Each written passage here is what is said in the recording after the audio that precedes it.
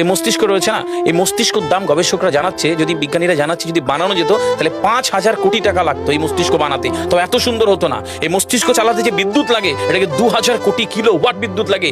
একটা মস্তিষ্ক পুরো বাংলাদেশ চলে যাবে, আর কিছু বিদ্যুৎ বাইরের দেশে বিক্রি করে এই দেশ টাকা রোজগার করতে পারে। এই আপনি চিন্তা করেন যে শিরোপোষের এগুলো, একটা তারের হেডফোনকে পকেটে দেবেন আর বের করবেন, দেখবেন ছাড়াতে হচ্ছে, তাই না? চুরি জানা এই পুরো শরীরের মধ্যে এরকম জড়ানো পেছনে যত শিরা আছে না, এই শিরাগুলোকে বলা হয় খুলে খুলে রাখা হলে 11 একর জমি লাগতো, 11 একর জমি লাগতো। কেন ইমাজিন আমাদের মধ্যে কি রয়েছে, পুরো শরীরে 650টা মাংসপেশি রয়েছে, যা ইনস্ট্রাকশন দেবেন তাই করবে।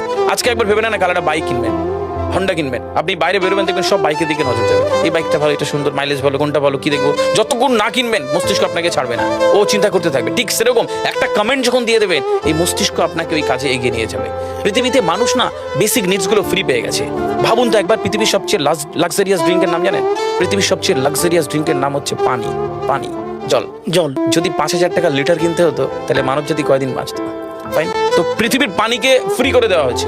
অক্সিজেন, একটি গবেষণা জানায় সারাদিনে একটা মানুষ যত অক্সিজেন নেয় এই টাকা দিয়ে কিনতে হতো তাহলে 3.5 লক্ষ টাকা লাগতো একদিনের। শুধু রাত হয় বলে আপনাকে কত টাকা ইলেকট্রিসিটি বিল দিতে হয়, তাই না? ফ্রি পেয়েছি আমরা। সারাদিনে যতবার অক্সিজেন নিই, শ্বাসটা নিই, 17,609 থেকে 23,608 বার।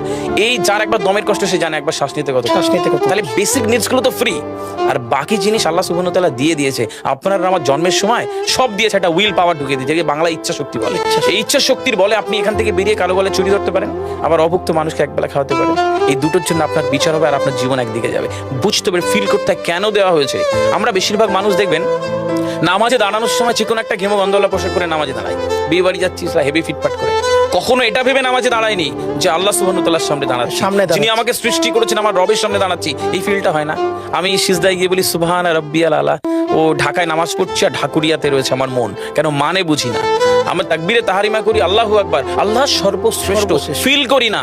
যখনই না ফিল করবেন তখন অনুভূতি আসবে না। সূরা জুমার আয়াত নাম্বার 9 খুব সম্ভবত আল্লাহ সুবহানাহু ওয়া তাআলা কোরআনে বলছে যে জানে আর সে জানে না, দুটো ব্যক্তি এক হতে পারে না।